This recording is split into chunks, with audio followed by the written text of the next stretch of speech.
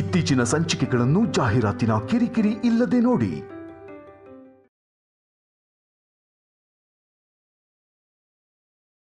ಹೆಂಡತಿ ಮೇಲೆ ಪ್ರೀತಿ ಇರ್ಬೇಕೆ ಹೊರತು ಅತಿ ಪ್ರೀತಿ ಇರಬಾರ್ದು ಕಣೋ. ಅತಿ ಪ್ರೀತಿ ಯಾವತ್ತಿದ್ರೂ ವಿಷಾನೇ. ನಾನು ಅನುಭವಿಸಿ ಹೇಳ್ತಾ ಇದ್ದೀನಿ, ಅರ್ಥ ಮಾಡ್ಕೊಂಡ್ರೆ ನಿನಗೆ ಒಳ್ಳೇದು. ಇಲ್ಲ ಅಂದ್ರೆ ಅಜಯ್ ಅಣ್ಣನ್ ಥರ ಆಗೋಗತ್ತೆ ನಿನ್ನ ಪರಿಸ್ಥಿತಿ. ನೋಡೋ ದೃಷ್ಟಿಯಿಂದ ಮಾತ್ರನೇ ಒಬ್ಬ ವ್ಯಕ್ತಿಗೆ ಇನ್ನೊಬ್ಬ ವ್ಯಕ್ತಿ ಒಂದೊಂದು ರೀತಿಲಿ ಕಾಣಿಸ್ತಾರೆ. ನನ್ನ ಹೆಂಡತಿ ಬಗ್ಗೆ ನನಗೆ ಗೊತ್ತು. ಅವಳು ತುಂಬಾ ಒಳ್ಳೆಯವಳು. ಅಷ್ಟೇ ಅಲ್ಲ, ಸಿದ್ದು ನನಗೆ ಸ್ವಂತ ತಮ್ಮನ ಹಾಗೆ.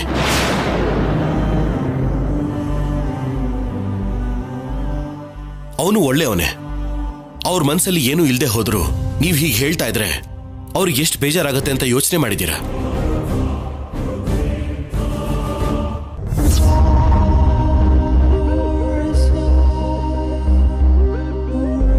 ಸಿದ್ದು ಕಲ್ಯಾಣಿ ಪ್ರೀತಿಸ್ತಾ ಇದ್ದಾರೆ. ಇನ್ನು ಸ್ವಲ್ಪ ದಿನಗಳಲ್ಲೇ ಹಸೆಮಣೆನ ಏರ್ತಿದ್ದಾರೆ. ಜೊತೆಗೆ ಶೌರ್ಯ ಸಂಪದ ಇಬ್ರು ಸಿದ್ದು ಪರವಾಗಿ ತಾಂಬೂಲ ಕೂಡ ತಗೊಂಡಿದ್ದಾರೆ. ಅಂಥ ಸಂಪದ ಸಿದ್ದು ಬಗ್ಗೆ ಈ ರೀತಿ ಅರ್ಧ ರಾತ್ರಿಲಿ ಹೀಗೆಲ್ಲ ಮಾತಾಡೋದು ಸರಿಯಲ್ಲ ದಮಯಂತಿ.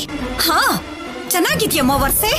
ನನ್ನ ಸೊಸೆಗೆ 4 ಜನಗಳ ಮುಂದೆ ಬೈದು ಹೊಡೆದು ನನ್ನ ಮರ್ಯಾದೆ ತೆಕ್ಕೊಳ್ಳಕ್ಕೆ ನಾನೇನ್ ಜಾತ್ರೆಲಿರೋ ಹುಚ್ಚಿ ಅಲ್ಲ. ಇಲ್ಲೋಡು, ನಿನ್ನಿಂದ ನಿನ್ ಮಗಳಿಂದ ಕೋಟ್ಯಾಧಿಪತಿ ಆಗಿರೋ ಈ ಮೀನಾಕ್ಷಮ್ಮ ಏನೇ ದಮಯಂತಿ, ನಿನ್ ಸೊಸೆ ಹೀಗೇನಾ ಅಂದಿದ್ದಕ್ಕೆ ಕಪ್ಪಾಳಕ್ಕೊಂದು ಬಾರಿಸ್ದೆ.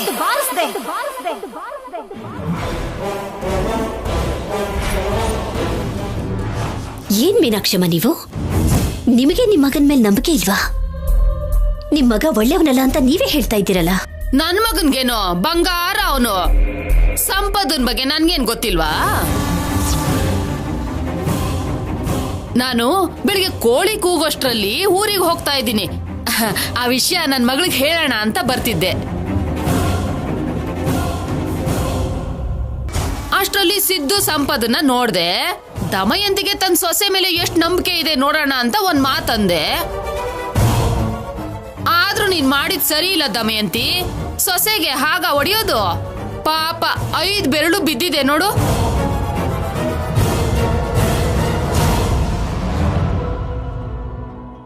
ಸಂಪದ, ಇಲ್ಲಿವರೆಗೂ ಆಗಿದ್ ಸಾಕು. ಒಂದ್ ಸ್ವಲ್ಪ ದಿನ ನಮ್ಮ ಮಗು ಹುಟ್ಟೋವರೆಗೂ ನಿನ್ ತವ್ರ ಮನೇಲಿದ್ರೇನೆ ಒಳ್ಳೇದು ಅನಿಸ್ತಾ ಇದೆ.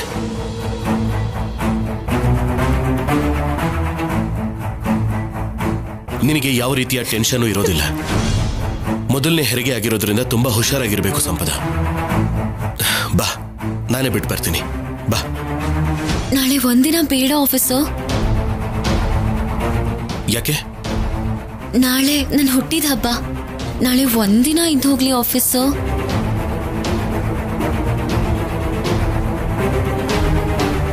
ಹೌದು ಶೌರ್ಯ, ಈ ಸಮಯದಲ್ಲಿ ಕರ್ಕೊಂಡು ಹೋಗ್ಬಾರ್ದಪ್ಪ. ಅಷ್ಟೇ ಅಲ್ಲ, ಈ ಸಮಯದಲ್ಲಿ ಮಗಳು ಇದ್ದಕ್ಕಿದ್ದ ಹಾಗೆ ತವ್ರ ಮನೆಗೆ ಬಂದ್ರೆ ಯಾವ ತಂದೆ ತಾಯಿ ಆದ್ರೂ ಭಯ ಪಟ್ಕೊಳ್ತಾರಲ್ವಾ?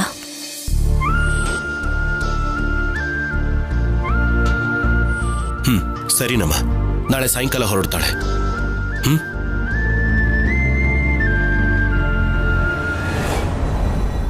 ದಮಯಂತಿ ಅವರೇ,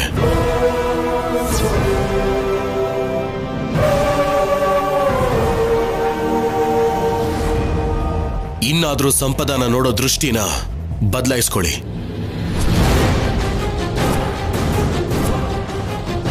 ಸಂಪದನ ಅಷ್ಟೇ ಅಲ್ಲ, ಎಲ್ರೂ ಕೂಡ.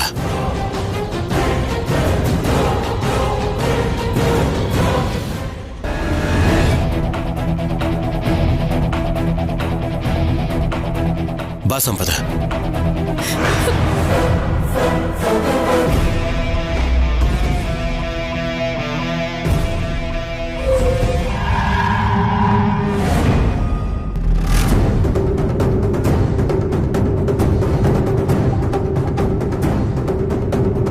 ಮೀನಾಕ್ಷಮ್ಮ, ನಮ್ ಕಲ್ಯಾಣಿ ಸಂಪದನಷ್ಟು ಮೃದು ಹುಡುಗಿ ಅಲ್ಲ. ಕೋಪ ಹಠ ಜಾಸ್ತಿ. ದಮಯಂತಿ ಸಂಪದನಿಗೆ ಹೇಳಿದ್ರೆ ಕಲ್ಯಾಣಿ ಸುಮ್ನಿರೋಲ್ಲ. ಲಕ್ಷ್ಮೀ ದೇವಿಗೆ ಯಾರಾದ್ರೂ ಏನಾದ್ರೂ ಹೇಳ್ತಾರ ಅನುಪಮ್ಮ?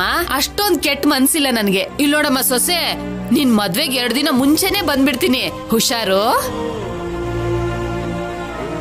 ಅನುಪಮ, ನನ್ ಸೊಸೆಗೆ ದಿನ ಸಾಯಂಕಾಲ ದೃಷ್ಟಿ ತೆಗಿತಾ ಇರು. ಹಾಗೆ ಆಗ್ಲಿ ಮೀನಾಕ್ಷಿಮ. ಬಾ ಕಲ್ಯಾಣಿ.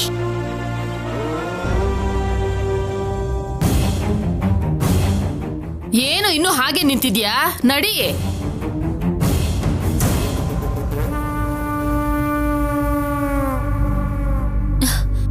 ಹೆಣ್ಣು ಮಕ್ಕಳು ಇರೋ ಜಾಗದಲ್ಲಿ ಸಂತೋಷ ಇರುತ್ತೆ ಅಂತ ಹೇಳ್ತಾರೆ, ಆದ್ರೆ ನೀನಿರೋ ಜಾಗದಲ್ಲಿ ಯಾವಾಗ್ಲೂ ಜಗಳನೇ ಇರುತ್ತೆ. ನೀನ್ ಮಾಡ್ತಿರೋ ತಪ್ಪು ಅಂತ ಹೇಳ್ತಿಲ್ಲಮ್ಮ, ಆದ್ರೆ ಯಾವ ತಪ್ಪನ್ನು ಮಾಡ್ತಿರೋ ಸಂಪದ ದಮಯಂತಿ ಕೈಲಿ ಕೆನ್ನೆಗೆ ಹೊಡೆಸ್ಕೊಳ್ಳೋ ಹಾಗಾಯ್ತು. ನಾನೇನ್ ಮಾಡ್ದೆ ಅಮ್ಮ? ಸಂಪದ ಒಳ್ಳೆ ಸಿದ್ದು. ಕಲ್ಯಾಣಿ, ನೀನ್ ಯಾರ ಬಗ್ಗೆ ಬೆರಳೆತ್ತಿ ತೋರಿಸ್ಬೇಕು ಅನ್ಕೊಳ್ತಿದ್ಯೋ ಅವ್ರ ಕಿರು ಬೆರಳನ್ನೇ ಹಿಡ್ಕೊಂಡು ಸಪ್ತ ಪದಿ ತುಳಿಬೇಕು. ಆ ವಿಷಯನ ಮರ್ತ್ ಹೋಗ್ಬೇಡ.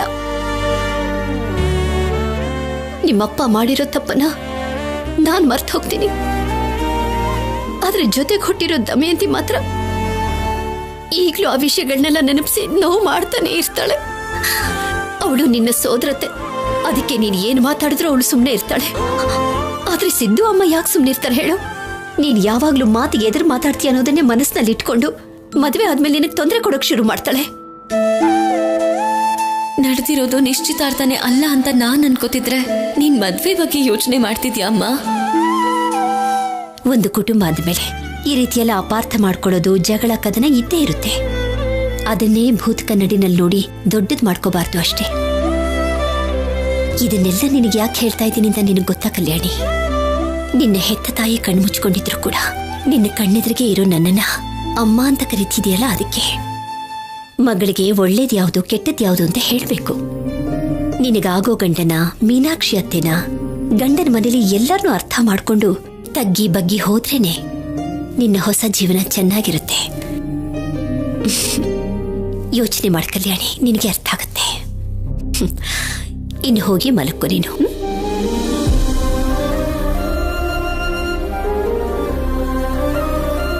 ಸಿದ್ದು ಒಳ್ಳೆಯವನಲ್ಲ, ಅವನ್ ಕ್ಯಾರೆಕ್ಟರ್ ಅಲ್ಲಿ ವ್ಯತ್ಯಾಸ ಇದೆ ಅಂತ ನಿಮ್ಗೆಲ್ಲರಿಗೂ ಪ್ರೂವ್ ಮಾಡೋವರೆಗೂ ನನಗೆ ಹೀಗೆ ಅಂತಿರ್ತೀಯ ಅಮ್ಮ.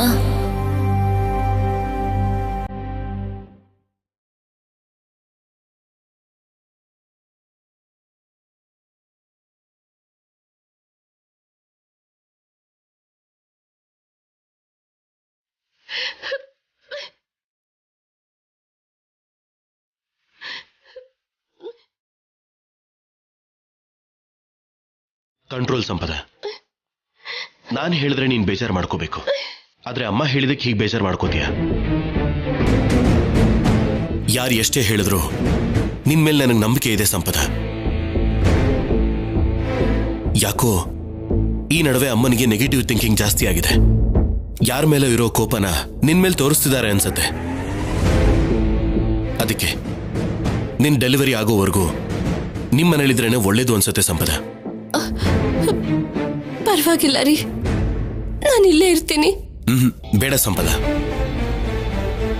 ನನ್ ಮಾತು ಕೇಳು. ನೀನ್ ಬೇಜಾರು ಮಾಡ್ಕೊಂಡ್ರೆ ನನ್ನಿಂದ ನೋಡೋಕ್ಕಾಗೋದಿಲ್ಲ.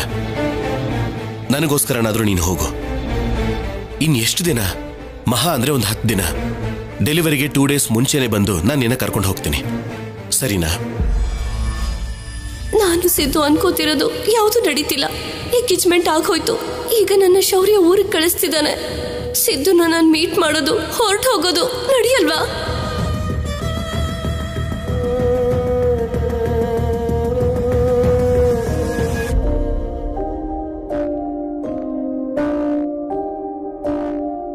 ನಿಶ್ಚಿತಾರ್ಥ ಆಗೋಯ್ತು, ನಾನು ಖುಷಿಯಾಗಿರ್ತೀನಿ ಅಂತ ನಿನಗೆ ನೀನೇ ಊಹಿಸ್ಕೊಂಡು ಸಂತೋಷ ಪಡ್ತಿದ್ಯಾ ಅಮ್ಮ? ನಿಮ್ ಖುಷಿನ ನಾನು ಹಾಳು ಮಾಡಲ್ಲ, ಆದ್ರೆ ಸಿದ್ದು ಅಂತ ರಾಸ್ಕಲ್ನ ಮದ್ವೆ ಮಾಡ್ಕೊಳ್ಳಲ್ಲ. ಅವ್ನ್ ಫ್ರಾಡ್ ಅಂತ ಪ್ರೂವ್ ಮಾಡ್ತೀನಿ. ಅವನ ಜೊತೆ ಎಂಗೇಜ್ಮೆಂಟ್ ಆಗಿರೋದಕ್ಕಿಂತ ನಾಳೆ ನಾನು ಹುಟ್ಟಿದ ದಿನ ಅಂತ ಗೊತ್ತಿದ್ರು ಎಲ್ರೂ ಹಾಯಾಗಿ ಮಲ್ಕೊಂಡಿದ್ದಾರೆ. ಅದೇ ಬೇಜಾರಾಗ್ತಿದೆ.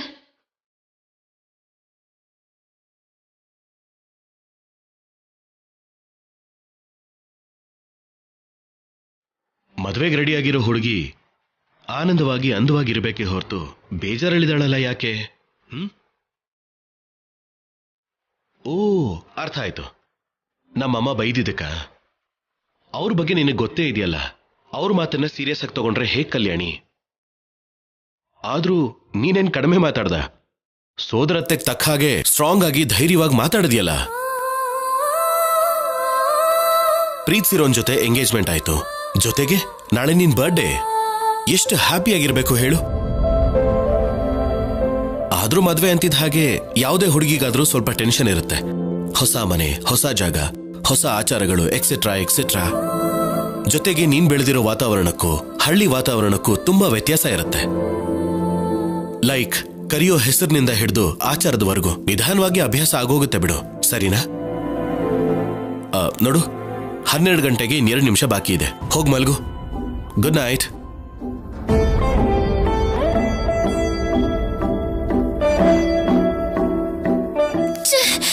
ಈ ಆಫೀಸರ್ ಕೂಡ ಎಲ್ಲರ ತರನೇ ಆಡ್ತಿದ್ದಾನೆ. ಅಜ್ಜಿ ತಾತನ್ಗಂತೂ 12 ದಾಟಿದ ಹಾಗೇನೆ ಹ್ಯಾಪಿ ಬರ್ಡೇ ಹೇಳೋ ಅಭ್ಯಾಸ ಇರೋದಿಲ್ಲ.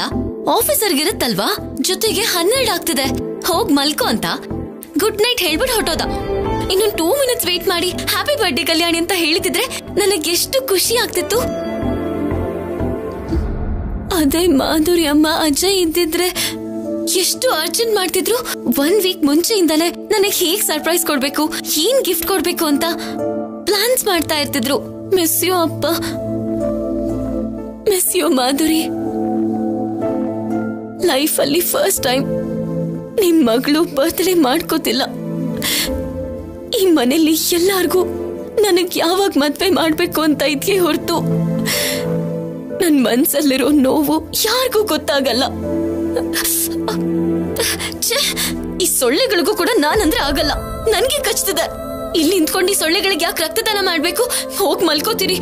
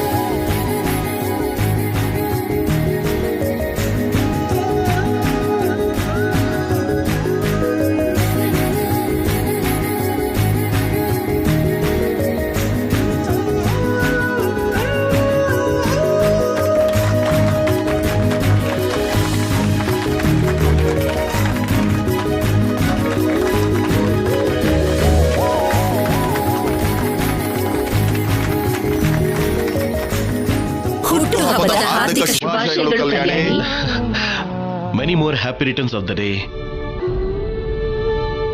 ವಿಶಸ್ ಮಾತ್ರ ನಂದಷ್ಟೇ.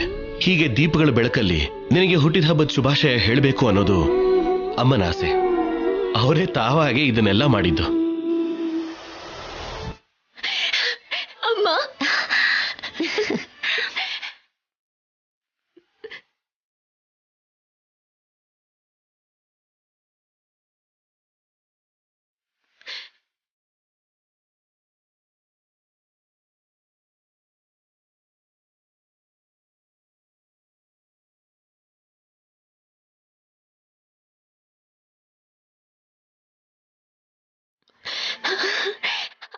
ಐ ಲವ್ ಯು ಅಮ್ಮ, ಐ ಲವ್ ಯು.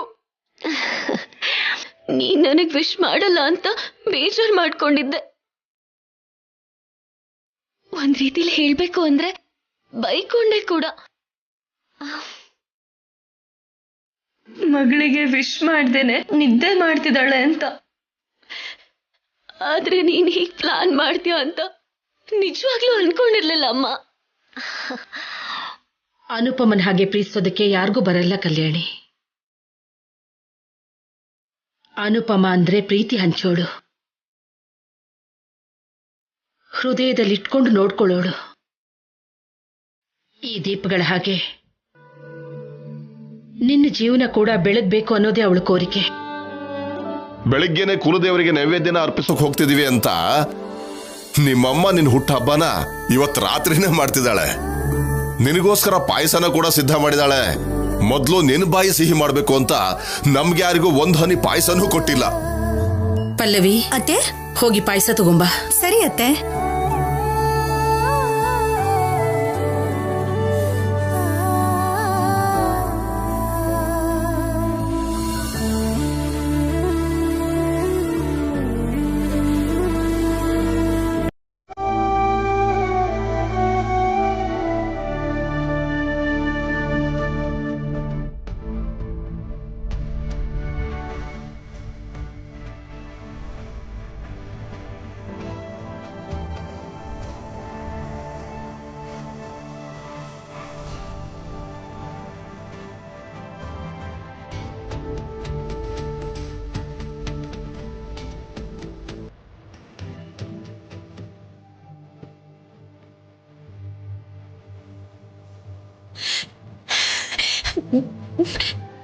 ಈ ಪಾರ್ಟಿನ ನಾನು ಯಾವತ್ತಿಗೂ ಮರೆಯೋದಿಲ್ಲ ಅಮ್ಮ.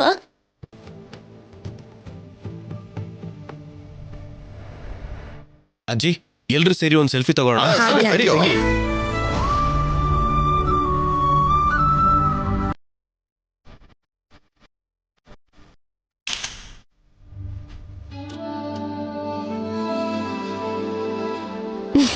ಹುಟ್ಟಿದ ಹಬ್ಬದ ಶುಭಾಶಯಗಳು ಕಲ್ಯಾಣಿ. ಥ್ಯಾಂಕ್ ಯು ಅಮ್ಮ. ಕಲ್ಯಾಣಿಗೀಗ 18 ವರ್ಷಗಳು ತುಂಬೋಯ್ತು. ದೊಡ್ಡ ಹುಡುಗಿ ಆಗ್ಬಿಟ್ಟೆ. ಇಲ್ಲ ಅಮ್ಮ, ನಾನಿನ್ನೂ ಚಿಕ್ಕ ಹುಡುಗಿ. ಎಲ್ಲರೂ ನನ್ನ ಹಾಗೆ ನೋಡ್ಕೋಬೇಕು. ಈ ಪ್ರೀತಿ ಯಾವಾಗ್ಲೂ ಹೀಗೆ ಇರ್ಬೇಕು. ಯಾವಾಗ್ಲೂ ಅಪ್ಪನ ಕೇಳ್ತಿದ್ದೆ, ನಮ್ಗಂತ ಯಾರಾದ್ರೂ ಇದಾರಾ ಅಂತ. ಮಾಧುರಿ, ನೀನು, ನಾನು 3 ಜನ ಅಂತ ಹೇಳ್ತಿದ್ರು ಅಪ್ಪ. ಅಮ್ಮ ಕೋಪ ಮಾಡ್ಕೋತಾಳೆ ಅಂತ ಹಾಗೆ ಹೇಳಿದ್ರು ಏನೋ.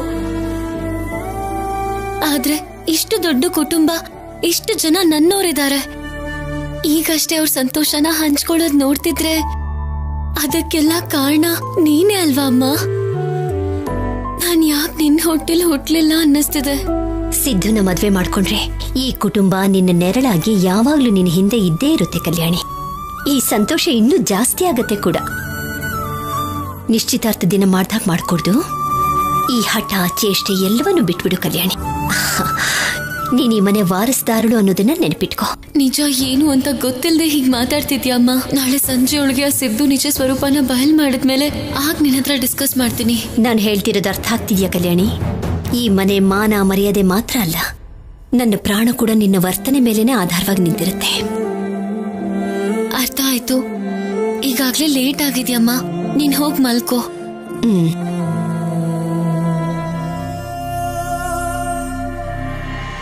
ನಿನ್ನ ಅಮ್ಮನ ಹಾಗೇನೆ ನೋಡ್ಕೋತಿದ್ದೀನಮ್ಮ. ಆದ್ರೆ ಸಿದ್ದುನ ಸಿಕ್ಕಾಕ್ಸೋವರೆಗೂ ನಾನು ಏನೂ ಮಾತಾಡೋದಿಲ್ಲ.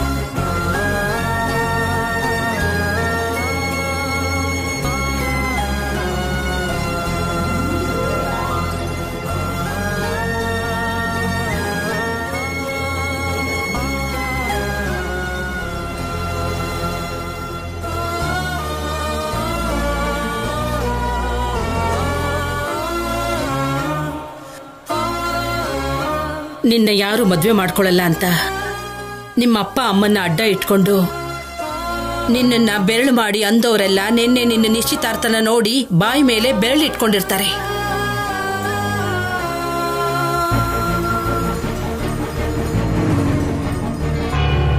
ನಮ್ಮ ಮನೆ ಸಂಪ್ರದಾಯದ ಪ್ರಕಾರ ಮದುವೆ ನಿಶ್ಚಯ ಆದ ತಕ್ಷಣ ನಾಗಮ್ಮನಿಗೆ ರೇಷ್ಮೆ ಸೀರೆನ ನೈವೇದ್ಯನ ಸಮರ್ಪಿಸಬೇಕು.